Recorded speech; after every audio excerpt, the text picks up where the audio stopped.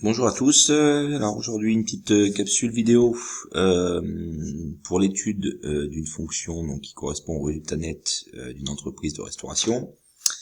Et donc dans une première question, nous demandons de déterminer R' de x où R' est la dérivée de la fonction R, sachant que cette fonction R, elle est écrite ici, c'est R de x égale moins 5x au carré plus 250x moins 1320. Donc on vous demande de calculer cette dérivée grâce au tableau des dérivés qui vous est donné à la fin du document. Mais je vous rappelle, avec GeoGebra, vous avez la possibilité de lui demander de tracer une fonction, de tracer sa dérivée, et par la même occasion, il va la calculer, et ça vous permettra de savoir si vous avez fait si votre calcul est correct ou pas. Donc, dans GeoGebra, pour tracer d'abord la fonction qui correspond au résultat. Donc il suffit de taper ça dans la barre de saisie. R de x égale moins 5x au carré plus 250x moins 1320. Tout ça sans aucun espace. Et pour faire les puissances, soit vous utilisez le petit clavier qui est là, soit sinon vous mettez x au carré, en fait c'est x accent circonflexe 2, ça veut dire x puissance 2. Donc je réécris ici, R entre parenthèses x égale moins 5 x, alors le carré, sinon si vous utilisez le petit clavier numérique, il est là, donc x au carré, ensuite plus 250x moins 1320. Je fais entrer. Il m'a bien mis une pastille verte, ça veut dire qu'il m'a représenté la fonction en vert. Alors, bon, j'enlève le clavier, histoire de voir un peu mieux. Je vous rappelle, quand on enlève, après, il se met en bas. Si on veut y réaccéder, on appuie sur le clavier, il réapparaîtra. Donc là, je vais réduire un petit peu ma fenêtre gauche à la fenêtre algèbre. Alors, je vous rappelle qu'ici, X, ça correspond au nombre de banquets que cette entreprise peut organiser dans une année.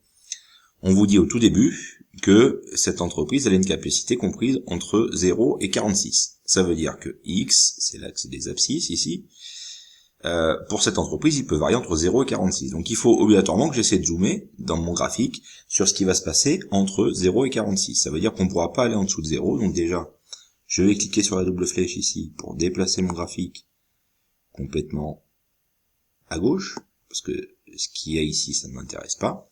Et puis là, vous voyez qu'avec l'échelle qu'il m'a choisie, ça va que pour x, ça va que jusqu'à 21. Donc je vais réduire l'échelle pour x de manière à ce que on voit 46 en abscisse. Donc le 46, il est là. Voilà. Donc là, j'ai une bonne échelle pour mon axe des abscisses. Le problème, c'est que vous voyez qu'ici, la courbe, elle va au-dessus.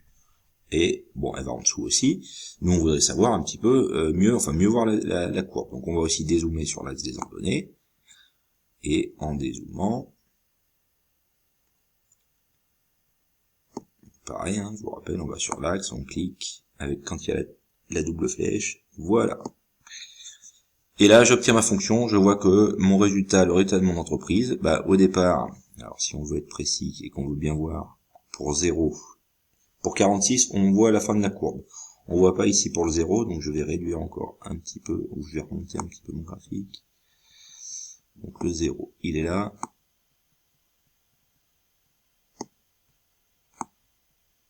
Ok.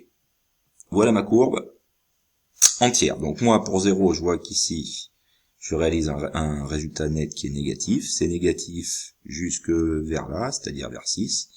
À partir de 6 banquets organisés, ça devient un résultat positif. On obtient un maximum qui se trouve dans cette zone-là.